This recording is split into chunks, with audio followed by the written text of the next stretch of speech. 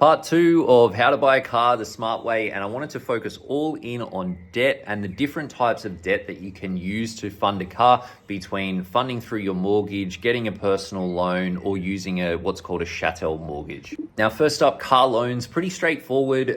Whether you got a personal loan or a loan from the dealer or a specialist car finance provider, can be easy to access and pretty simple to set up.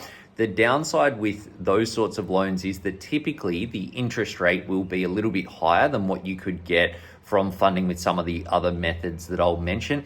However, occasionally when a vehicle seller is really looking to do deals, they can give you even more competitive pricing. This is particularly evident a couple of years ago, a little bit less common now, but if you can get a sweet deal on your interest rate through a provider, this option can be a great one to look at.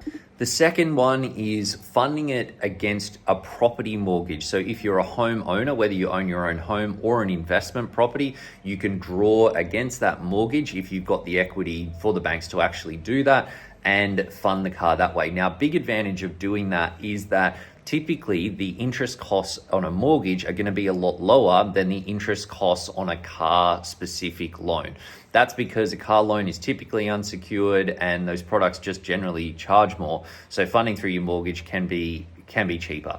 The downside of doing that though is that you don't have as high repayments, which is also an upside, but it is a downside because if you pay the car loan down over 30 years, you're going to end up paying a lot more in interest costs. So if you fund through that way, and if you don't want to pay overs in interest costs, then you need to crank up your repayments so that you pay down that debt faster.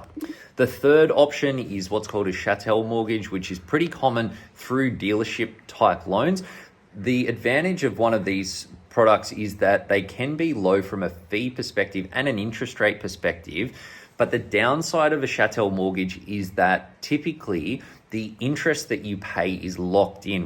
What that means is that if you wanted to sell the car early, it may have a 3-year term or a 5-year term. If you want to sell the car early for any sort of reason, then typically you will need to pay out all of the interest costs as if you'd borrowed the money for the full period. So that can mean that you end up paying way overs in interest if you're going to pay it off early. It also means that you give up a bit of flexibility. If you buy a car the smart way, it will make a big difference to your cash flow day to day, the interest costs that you have, and therefore how quickly you actually get ahead. So it's something that you want to get right.